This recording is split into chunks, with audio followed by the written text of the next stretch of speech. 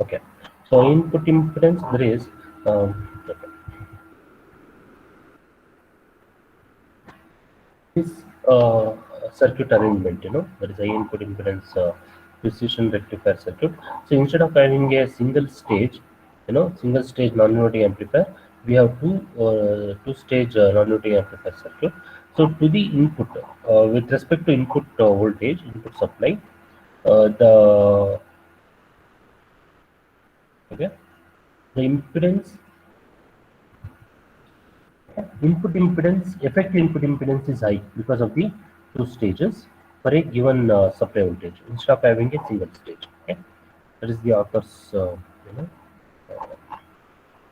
point here. That is in the this line. Precision rectifier.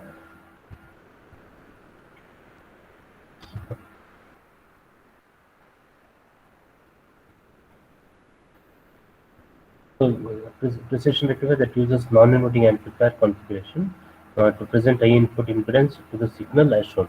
High input impedance to the input stage. High input impedance at the input stage. So the input impedance is this stage. Here the input stage input impedance increases because of the um, you know two stage non-inverting amplifiers rather than a single stage non-inverting amplifier. So other advantage what we get is we get you know both the voltages, that is voltage at point A, point B as well as point C. Okay, we can draw the voltage at 3 points. This we discussed in the last class. So after that we discussed true output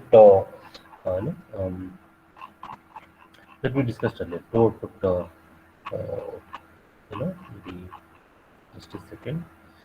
Not this software rectifier, full rectifier, and what is that? Which this thing? Okay, right. This we discussed. Okay. What about the numerical problem? Okay, numerical problem is. I think we follow. Did we discuss? Not. No, no. I think we didn't discuss this one. For the design of a full wave input impedance, full wave precision rectifier. So supply voltage plus or minus 50 volts, peak voltage, input voltage 1 volt, and no amplification to occur. So that means output voltage should be same as the input voltage. Same assumption, I6 current I6 to be 500 microamperes. That is here in this circuit. This is the current I6. You can see the current. Let me resize. Yeah, somewhere here you can see the current I6. This current I6 is the current which flowing through this feedback network. Since these currents are very small, there is the current flowing into the input terminal of a op amp is very small. It can be neglected.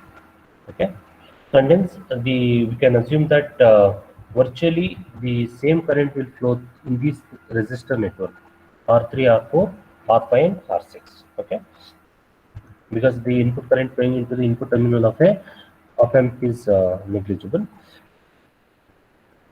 Okay, of course the diode will have a effect. Diode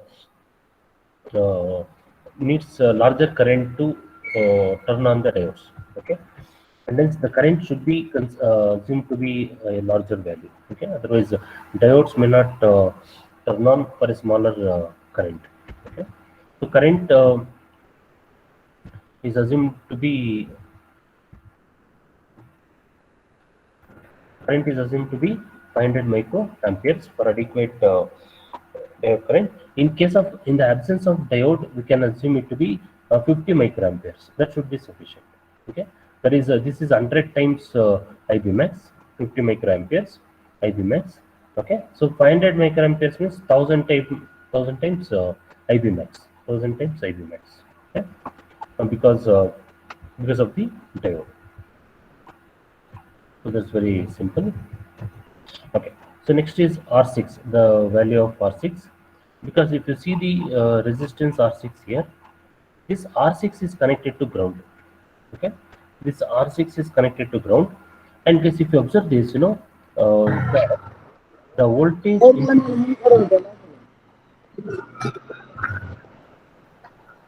somebody is answering this. Okay. The input voltage, that is Vi, okay, will appear. See, input voltage Vi is applied to non-inverting input terminal. That voltage will appear at the output, okay. And moreover, since it is a non-inverting amplifier, okay, the gain of the non-inverting amplifier is 1 plus R5 divided by R6. That is on the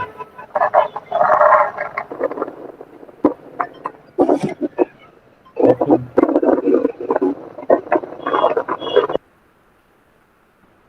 Is it possible? Okay, that's fine. That's fine. Okay. Yeah. So 1 plus R5 by 1 plus R5 divided by R6. Now what will happen is this current, the voltage across R6 is the voltage which is applied to the inverting input terminal. Okay. So the gain is 2. The gain of this non-inverting amplifier is 2. Even if we assume R5 is equal to R6, which is usually the case. In this case, you can see, R5 is equal to R6. With R5 is equal to R6, the voltage, output voltage will be twice the VB should be twice the input voltage, but that voltage is further divided. Okay, it is divided by 2 because of the voltage divider network. Okay, so voltage across R6 is nothing but the input voltage, because 2 Vi divided by 2, so voltage applied here is same. Okay, so thereby what happens is this differential voltage remains 0. This VID should be equal to 0. Okay, but whenever the input changes, since the input is a continuous signal, obviously it will continuously changes. As it changes, VID changes, and hence it will generate the output voltage. Okay, so that's the reason why to find the value, calculate the value of R6, input voltage is considered. Okay, R6 is equal to Vi divided by I6, so it's approximately 2 kilo ohms. 1.8 kilo ohm is the nearest standard value. R4, R5, R6 are equal 1.8 kilo ohms. R3 should be equal to twice R4, because for the upper op amp, A1 op amp, R3 should be twice the R4. R3 should be twice R4, because we want the gain to be 2.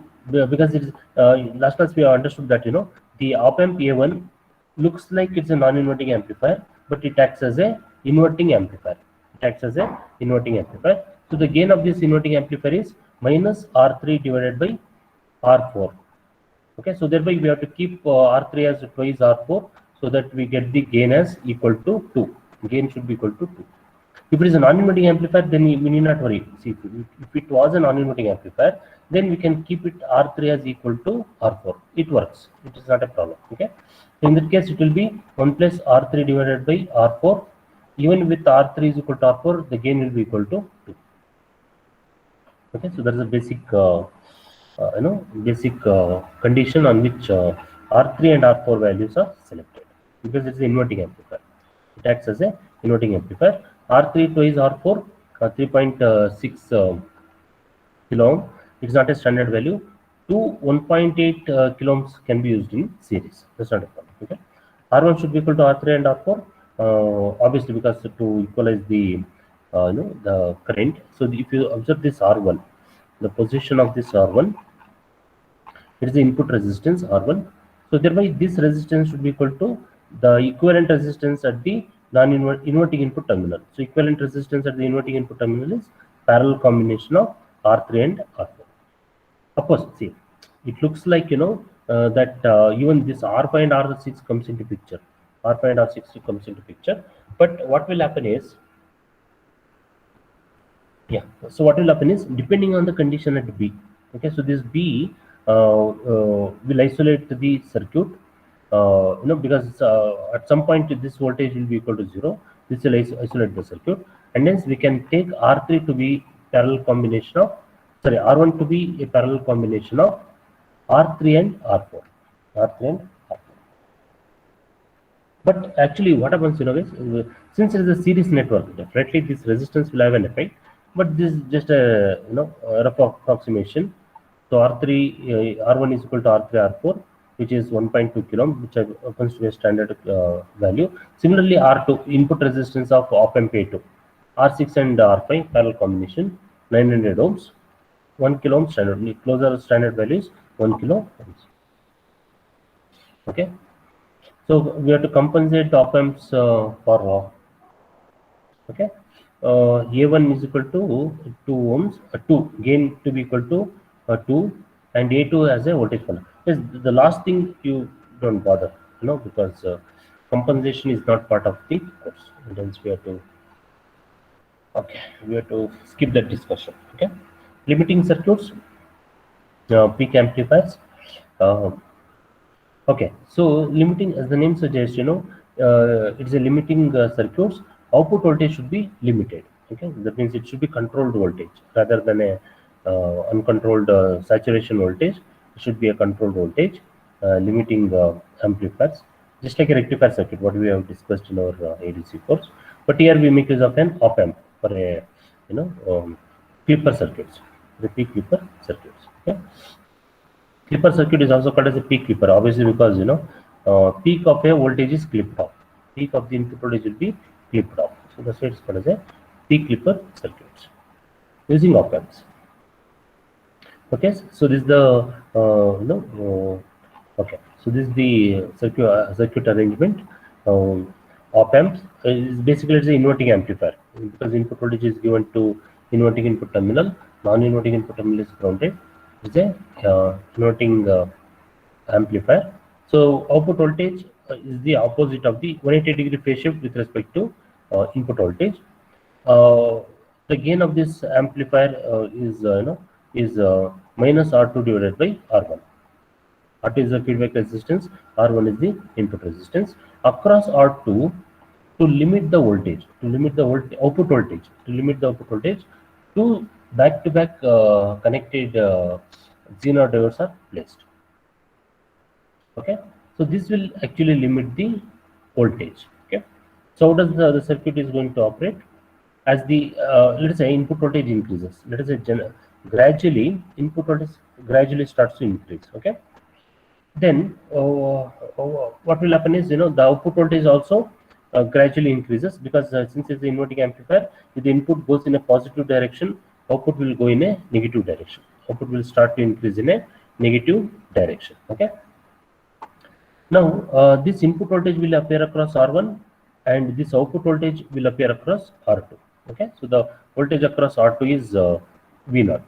Output voltage across R2 is V0. Okay, so what will happen is the input voltage increases, output voltage also increases in the negative direction.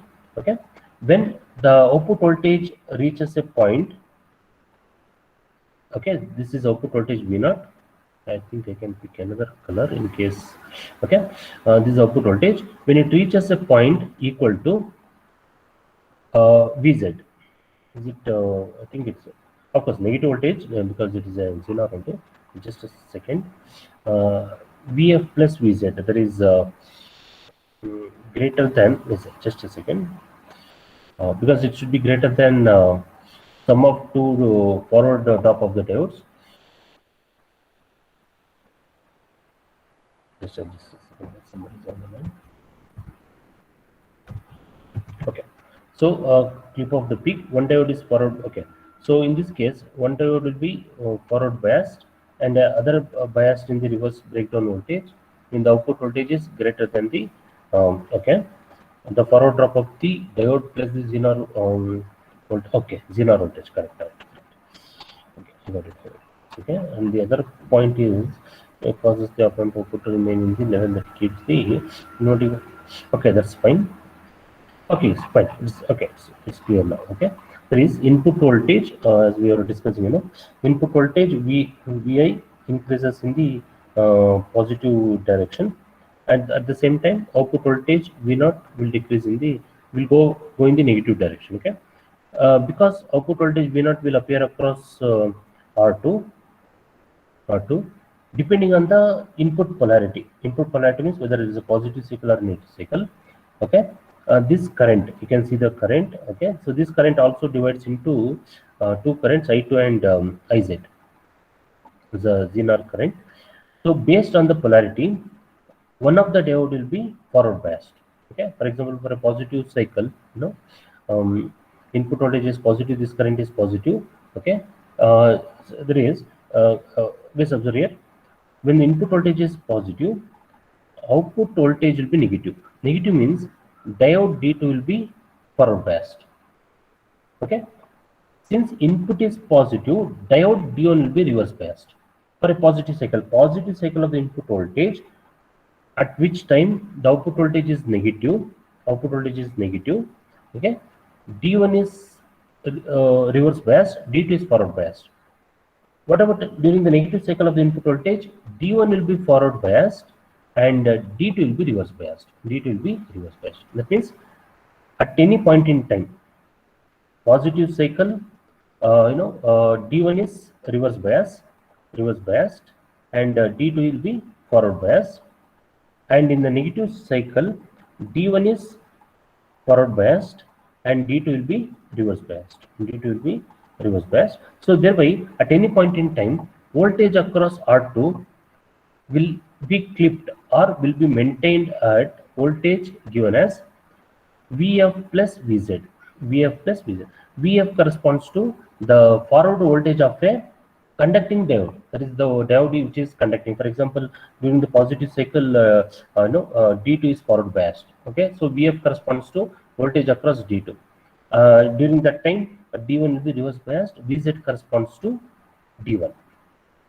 So for a negative cycle, what happens? Vf corresponds to voltage across D1 and Vz corresponds to voltage across D2. This is D2. Okay, reverse biased. Okay, so maximum voltage across R2 is Vf plus Vz. Actually, V0, but output voltage will never exceed Vf plus Vz. Okay, so that's the situation. So thereby, when the input is increasing in the positive direction, output goes in the negative direction. When the output reaches a voltage minus Vf plus Vz, okay, okay, Vf, what will happen is, so further increase in the input voltage will force the voltage across R2 to remain at Vf plus Vz.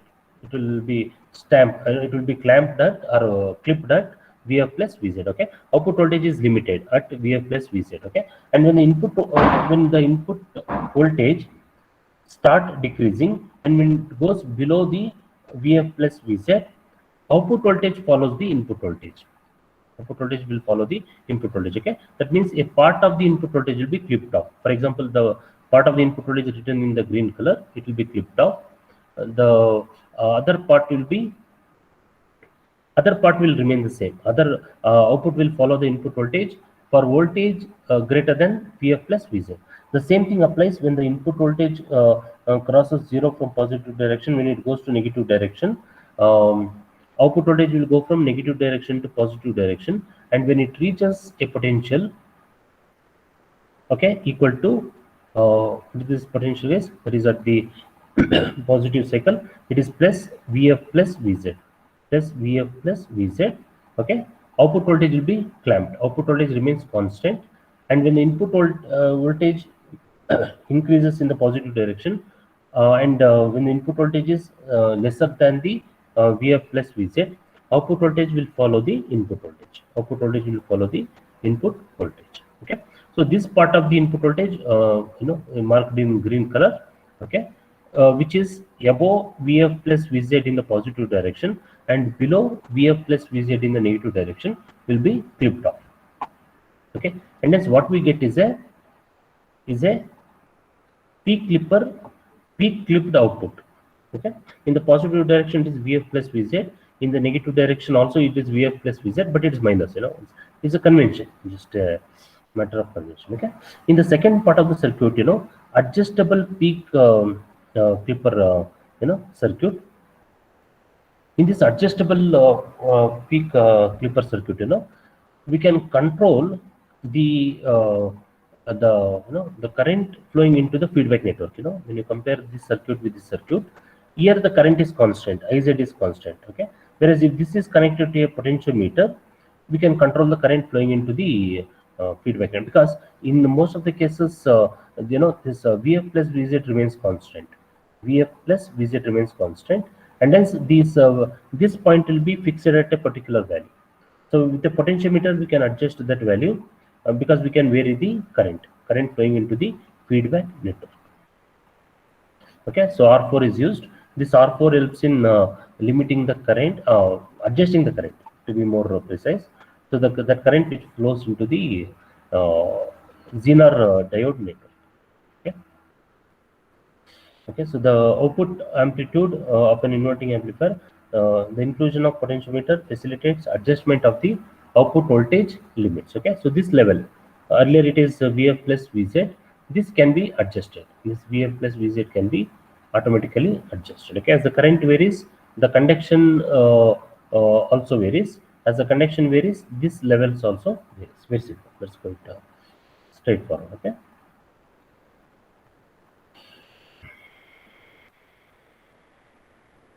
Okay, so that is explained.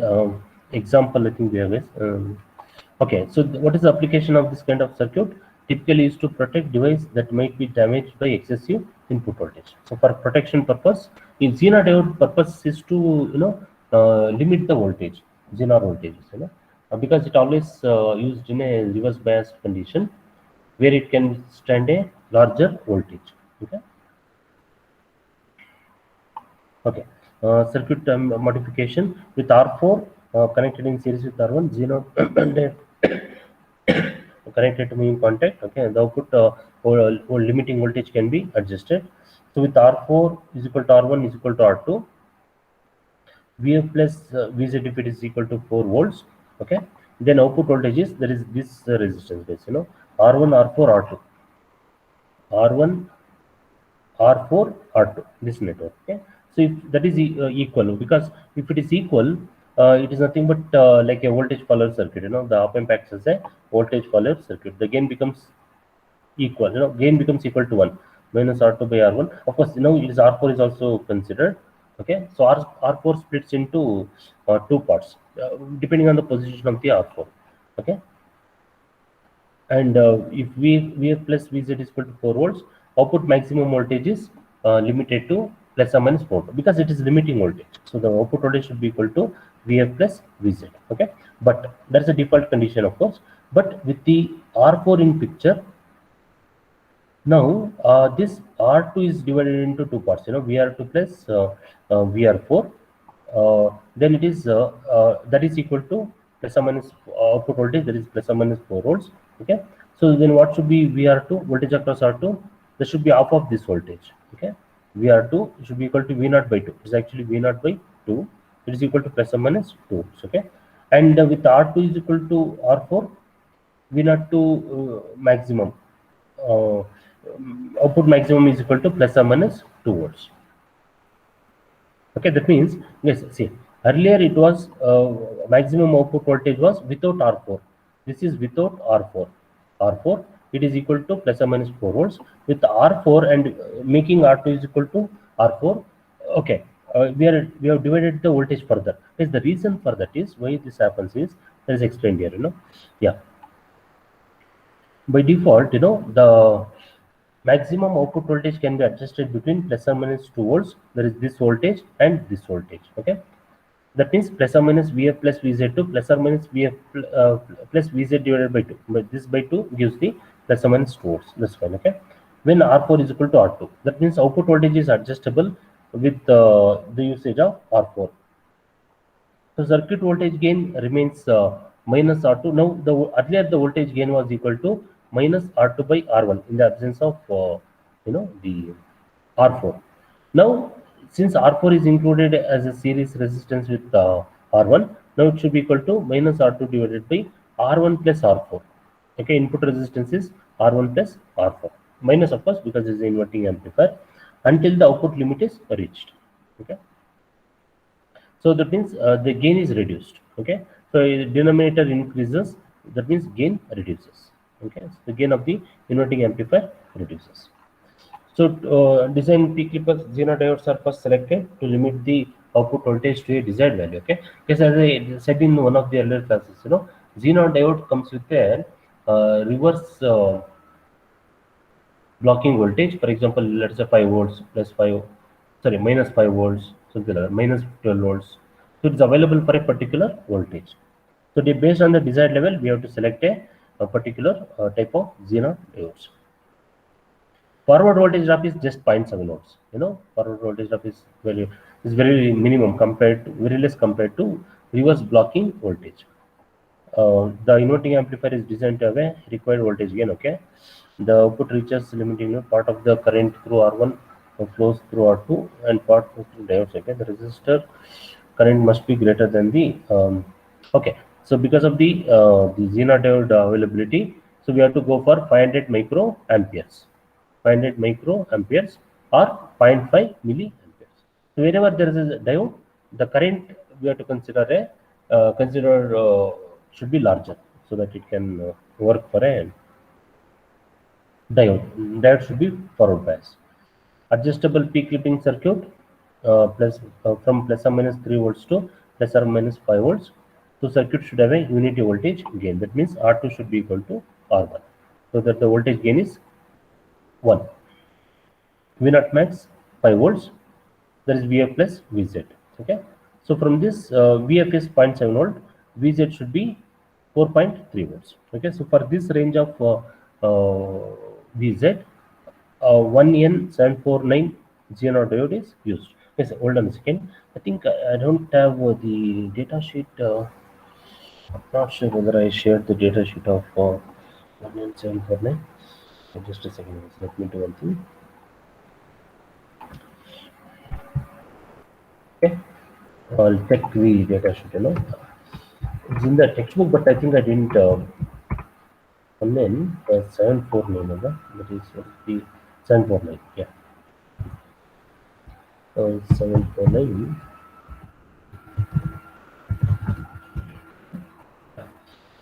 749 data sheet is not diode because what is the maximum voltage it can withstand? Let us check. Max, they are giving in terms of data sheet. Let us check. I think it's also available in the PDF format only. Okay, I think we need to download. No problem. Just hold on a second. Let me. Yeah, okay. Distributor 749. Oh, this is in terms of maximum futures. Futures are here. This is what we are looking for. Okay, Zener diode, 500 milliwatts. Okay, for dissipation, and 2.4 to 110 volts maximum rating.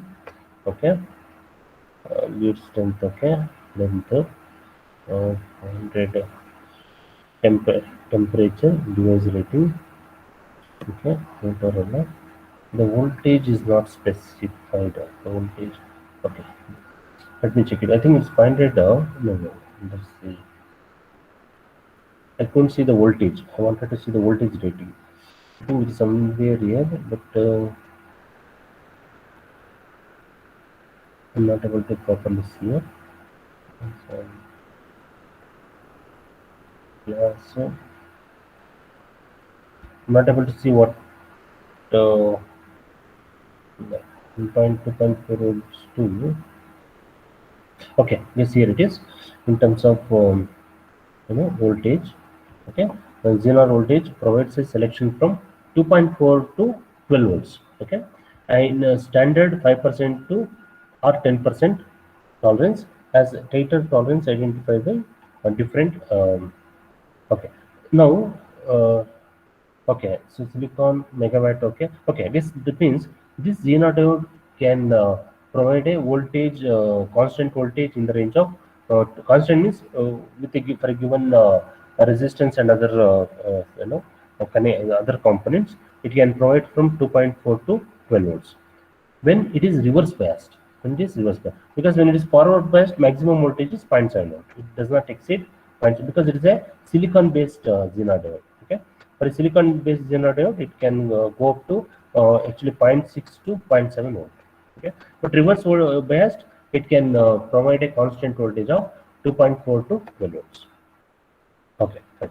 Here we go. Okay, So and hence for this voltage range, that is what we saw is 4.3 volts. So this 1 in 749 should be suitable. So I1 should be greater than IZ max, that is 500 microamperes. I think I didn't see the current rating. Was it given here? Current rating? No, I didn't notice current rating. Let me check the. But it is not giving it. Of course, we can download the PDF and we can observe. It is very small print. It's just print. No problem. No issues. Okay. So current again this is from data sheet. I1 should be greater than this current.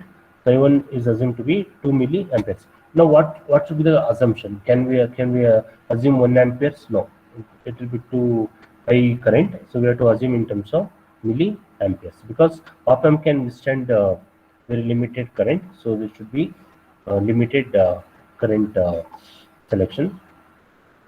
Minimum output voltage is 3 volts. Okay, so that means for 3 volts, R2 is R2 value is given as 3 volt divided by current, R is equal to V by I, 1.5 kilo ohm, which happens to be a standard value. Then VR4. So for VR4, it is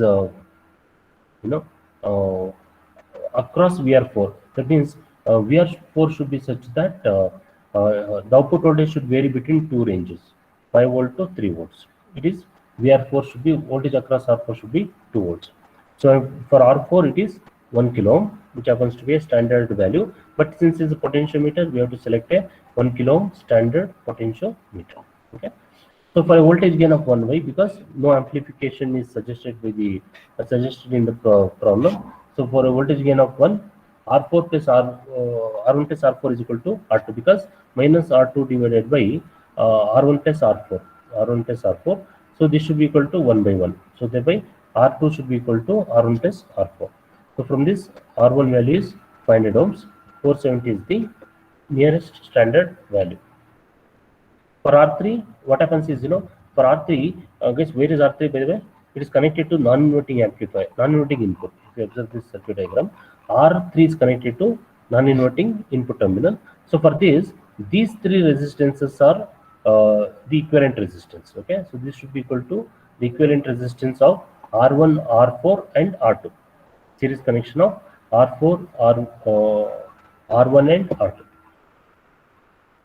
Okay, so thereby it should be equal to R3 is equal to R4 plus R1 because they are in series, which is in parallel with R4. Why? Because this junction, if you observe this, R2 junction, R4 R2 junction is connected to inverting input terminal. Because of this, because there's a virtual ground because non-inverting amplifier is connected to ground. So this is, and hence R4 R1 is in series, which is in parallel with R2. Very simple. Okay, so that should be equal to 742 ohms. 680 is the standard, nearest standard value.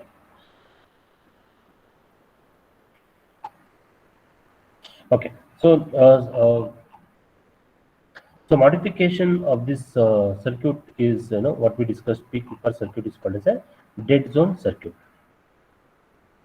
So precision of a rectifier, okay, with the addition of resistance from precision of a rectifier with addition of resistance R1 and reference voltage, okay, we can obtain what is known as a dead zone circuit. Okay, guys, what is the meaning of a dead zone circuit? There is the Clipper circuit. The meaning of a Clipper circuit is this is the input voltage V in, so output voltage will be something like this, clipping, just a clipping, something like this. This part is clipped off. This part is clipped.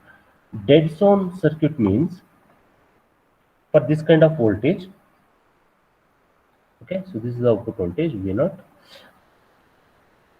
The part of the voltage, there is let us say with reference to a reference voltage, okay, a part is retained, other part will be removed. It's not a clipping, it is a complete removal. See here, clipping also means removal actually. If you see this voltage, this clipping means this part is clipped off, so it is uniform. Of course we can get the adjustable clipper, that's not an issue, but this part will be clipped off. In a dead zone circuit, leaving this part, there is a peak part of the input voltage. Okay, other part will be zero. Other left out part, if I write in green, black color. Okay, the voltage in black color will be clipped off.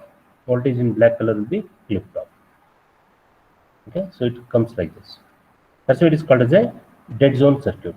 It is called as a dead zone circuit. So for this, we need of course, we go for a precision, way of a rectifier, because we get only one cycle. Dead zone circuit is applicable either for a positive cycle. The same thing we can achieve for the negative cycles. Okay, so since only one of cycle is considered at the same time, half wave rectifier is sufficient. Either because we will apply to either positive cycle or it is applied to negative cycle. Okay, so precision of a rectifier is the circuit which is modified by using additional resistance and reference voltage to get a what is known as a dead zone circuit. Okay, if R1 and reference, let's observe this. Without this R1 and reference, it's nothing but a dead zone. Sorry, precision of a rectifier. With addition of R1 and V reference, it acts as a dead zone circuit. Okay. So operation wise, if R1 and reference were absent, the circuit would simply produce a inverted half-wave rectified version of the input voltage. It's a half-wave rectifier in the absence of R1 and V reference. Okay. Even if with the diodes are absent, D1 and D2, the remaining would constitute a inverting summing amplifier. Okay. What the author is saying is, in the same circuit, in case with R1 and V reference present, D1 and D2 absent. Okay, it's nothing but inverting summing amplifier. Okay, so it's nothing but like a combination of precision of your rectifier, and yeah, inverting summing amplifier. Okay, and which gives a what is known as a dead zone circuit.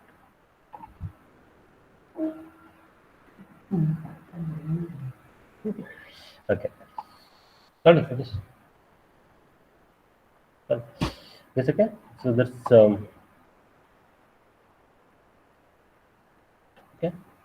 Yeah. So D1 and D2. Yes, just hold on a second. Let me check. Okay, this has another topic discussed. Okay, yes, so let me continue from the next class. So now I'll continue from dead zone circuit in the next class. Okay, let us continue. No problem.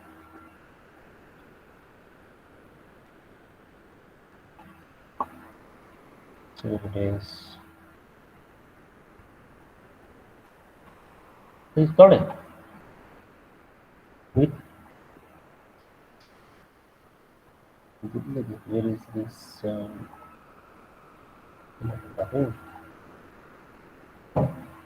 Either not. Oh, here it is. Yes, thank you. See you.